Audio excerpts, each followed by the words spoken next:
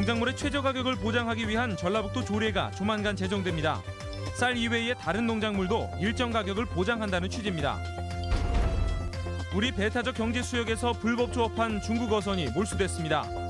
우리 수역을 안방처럼 차지한 중국 어선에 대한 강경 대응입니다. 이번 일요일부터는 전북 지역에 장마가 시작됩니다. 올해 장마 기간 비는 많지 않겠지만 자주 내리겠고 8월 말에는 집중호우가 예상됩니다. 시청자 여러분 안녕하십니까? 쌀을 제외한 다른 농산물에도 최저 가격을 보장해주겠다는 전라북도의 조례안이 조만간 시행될 전망입니다. 시군이나 농민 모두 환영하는 분위기지만 실효성을 높이려면 다듬어야 할 부분도 많아 보입니다. 유룡 기자가 보도합니다. 이상기후에 따른 자연재해와 비탄력적인 수요로 농산물 가격은 해마다 널뛰기를 반복하고 있습니다. 4년 전 가을 배추값은 전년보다 무려 200% 넘게 폭등했다가 2년 연속 30-40% 하락했고 가을무 역시 상승과 하락폭이 커 농가 불안을 부추겼습니다. 이 같은 문제를 해결하기 위해 전라북도가 농산물 가격 안정 및 지원 조례 제정을 추진하고 있는 가운데 도의회 상임위원회에서 통과됐습니다. 농작물 가격이 생산비 이하로 폭락할 경우 기준가와 시장가 차액을 최고 90%까지 보전해준다는 게 조례의 내용입니다. 농민들로서는 안심하고 농사를 지을 수 있게 됐습니다. 하지만 보완할 점도 적지 않습니다. 보전액은 연간 최대 100억 원으로 제한하고 있고 품목 결정은 정부의 피해 집계가 나오는 1년 뒤, 지원은 2년이 지나야 가능합니다. 특히 지원 가능성이 가장 높은 가을무나 배추는 고창과 김제, 부안 등 서부 평야지에 집중돼 지자체 간 호불호가 엇갈릴 수 있습니다. 품목 해당이 안 된 지자체들에서는 다른 품목으로 좀 지원을 해줬으면 좋겠다라는 그런 건의사항이 좀 이야기가 나왔었습니다. 지원 대상자 선정도 신경 써야 할 부분입니다. 대농, 기업농은 제외하고 중소농 이하들이 안심하고 농사 지을 수 있게끔 하는 것이 가장 큰 목적이라고 보여지지 않겠습니까? 농가나 시군 모두 충분히 환영할 만한 제도인 만큼 시범 기간을 포함해 시행까지 남은 기간 동안 세심한 준비가 필요합니다. MBC 뉴스 유룡입니다. 법원이 불법 조업을 하다 붙잡힌 중국 어선을 몰수하라고 판결했습니다. 우리 배타적 경제 수역에서 자행되어 온 중국 어선 불법 조업에 대해 검찰과 사법부도 강경 대응을 시작했습니다. 보도에 강동엽 기자입니다. 154톤급 중국 어선이 6개월째 군산항에 정박해 있습니다. 우리 측 배타적 경제 수역에서 해경에 납포된 뒤에도 선장은 불법 조업 사실을 부인하며 담보금 2억 원을 내지 않았기 때문입니다. 이런 가운데 법원이 우리 측 배타적 경제 수역에서 불법 조업을 한 중국 어선에 대해 이례적으로 몰수 선고를 해 눈길을 끌고 있습니다.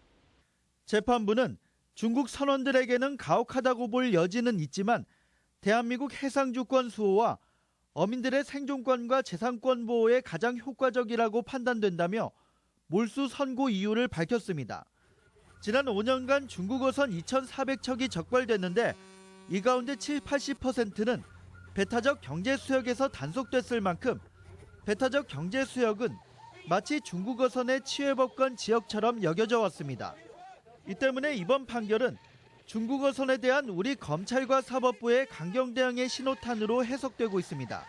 중국 어선의 불법 조업을 근절하고 우리나라 해양 주권을 지키기 위해서는 앞으로도 불법 조업에 사용된 선박을 몰수하여 적극적으로 대응하는 것이 필요합니다. 판결이 확정되면 중국 어선은 폐선이나 공매 처리될 예정인데 이번 판결이 배타적 경제 수역의 불법 조업을 엄단하는 계기가 될지 주목됩니다. MBC 뉴스 강동엽입니다. 이강수 전 고창군수가 선거법 위반 혐의로 전격 구속됐습니다. 전주지검 정읍지청은 무등록 선거운동원을 고용해 선거운동을 한 혐의로 이강수 전 고창군수를 구속했습니다. 지난 총선에서 정읍 고창 선거구에 출마한 이 전 군수는 인건비 지급을 약속한 뒤 무등록 선거운동원을 고용하고 지역 주간지에 돈을 주고 자신을 홍보하게 한 혐의를 받고 있습니다. 전북 지방에는 오늘 비가 내렸는데요. 이번 주 일요일부터는 장마가 시작된다는 예보입니다. 갈수록 장마의 구분이 뚜렷하지는 않지만 기상청은 다음 달 말까지는 장마 기간으로 보고 있습니다. 김하연 기자입니다. 기상청이 예상하는 전라북도 지방의 장마는 오는 19일 일요일부터 시작됩니다. 일본 남해상에 위치한 장마전선은 점차 북상해 19일에서 20일 사이 도내에 장맛비를 뿌릴 것으로 예상됩니다. 지난해보다 5일가량 일찍 장마가 시작되는 겁니다. 최근 5년간 장마 경향을 보면 장마 시작일이 빨라지면서 기간은 길어졌지만 강수량은 오히려 줄어 이른바 마른 장마 형태를 보인 경우가 많았습니다. 올해도 장마 기간인 6, 7월에 비는 자주 내리겠지만 양은 적을 것으로 예상되며 오히려 장마 전선이 물러간 8월에 집중호우 형태의 많은 비가 내릴 전망입니다. 태풍 수는 예년에 비해 적을 것으로 예상됩니다. 북서태평양 해역에서 평년보다 적은 7개에서 10개의 태풍이 발생하겠고 이 중 1개 정도만 우리나라에 영향을 미칠 것으로 보입니다. 하지만 최근 고온화 경향과 함께 태풍 강도는 강할 수 있다는 분석입니다. 기온이 높을수록 태풍을 발생시킬 수 있는 에너지를 많이 얻을 수 있기 때문에 최근 고온화 경향을 고려하면 강도가 강할 가능성이 있어 주의가 필요합니다. 전주기상지청은 여름 장마와 집중호우에 대비해 각종 시설물을 미리 점검할 것을 당부했습니다. MBC 뉴스 김하연입니다. 완주군민에게 혜택을 부여했던 조례를 폐지하자는 일부 주장과 관련해 전주시 의회가 긴급 의원총회를 열기로 했습니다. 전주시 의회는 오는 17일 의원총회를 열고 완주군민에게 혜택을 줬던 7개 상생조례에 대한 의원들의 입장을 확인하기로 했습니다.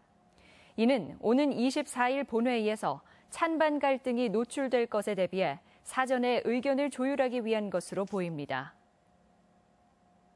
무주 태권도원에서 열리는 세계 태권도 선수권 대회가 꼭 1년 앞으로 다가왔습니다.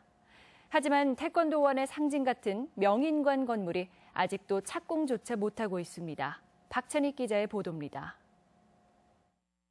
무주 태권도원에서 가장 높은 곳에 건립될 태권정과 명인관. 현재는 건물이 들어설 터만 조성돼 있습니다.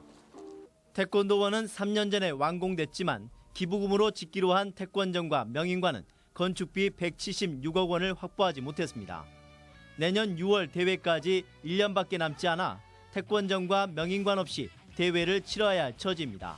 태권도인의 성지다는 것을 나타낼 수 있는 상징지구 시설이 아직도 미비돼서 걱정이 많습니다.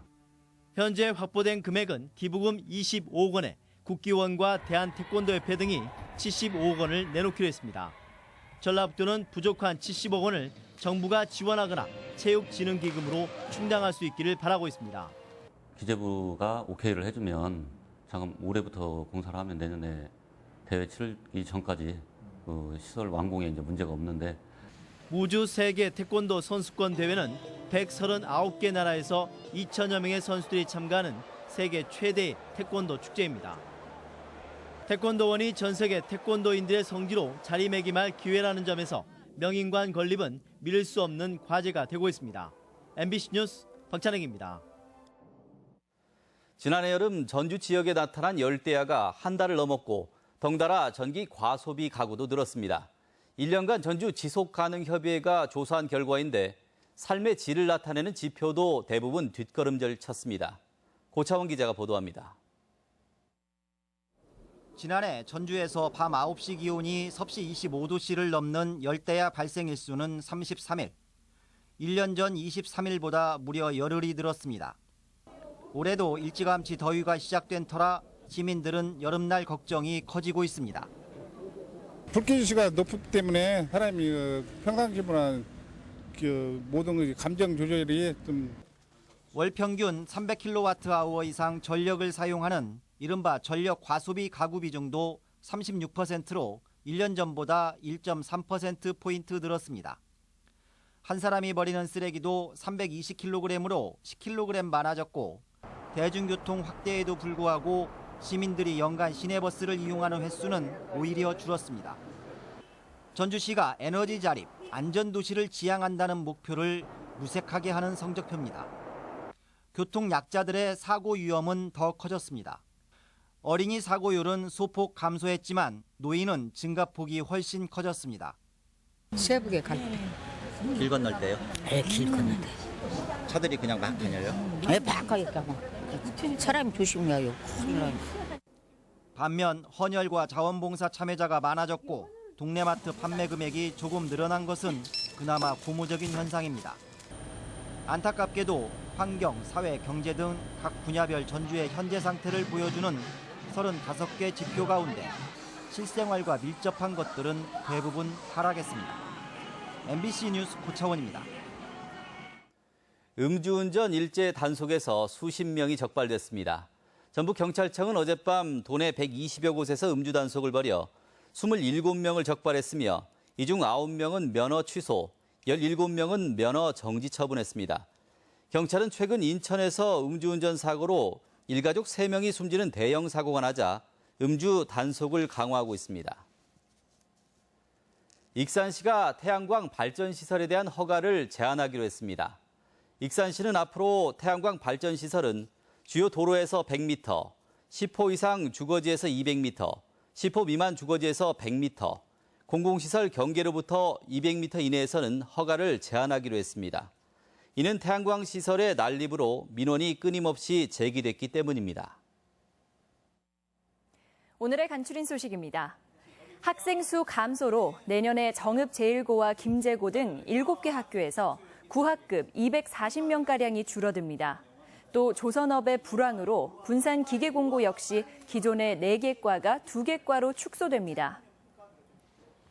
발달장애인을 지원하는 센터가 올 하반기에 개소해 개인별 맞춤형 교육과 문화 서비스를 지원할 예정입니다.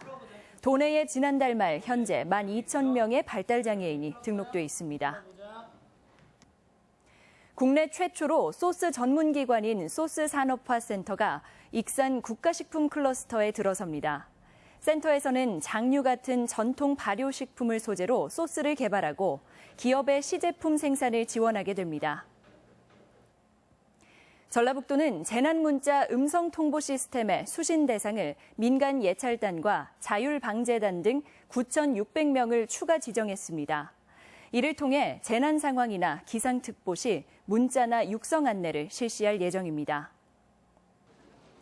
제42회 전북보훈대상 시상식이 전북보훈회관에서 열렸습니다. 독립유공자 부문의 이기충 씨, 상위군경 부문의 한상수 씨, 유족 부문의 박봉준 씨, 6.25 참전유공자 부문의 이용주 씨 등 10명이 보훈대상을 수상했습니다. 간추린 뉴스였습니다. 더불어민주당이 도당위원장을 권역별 최고위원에 임명하는 대표위원제를 도입해 원외 인사가 최고위원에 오를지 주목됩니다. 전북에서는 삼선의 이춘석 의원이 위원장직에 미련이 없다며 고사한 상황이어서 김춘진 최규성 위원장이나 석패한 김성주 김윤덕 전 의원 등이 도당위원장에 도전하고 있습니다. 이에 따라 이들 원외 인사 가운데 최고위원이 배출될 가능성이 제기되고 있습니다. 지금까지 전북권 소식이었습니다.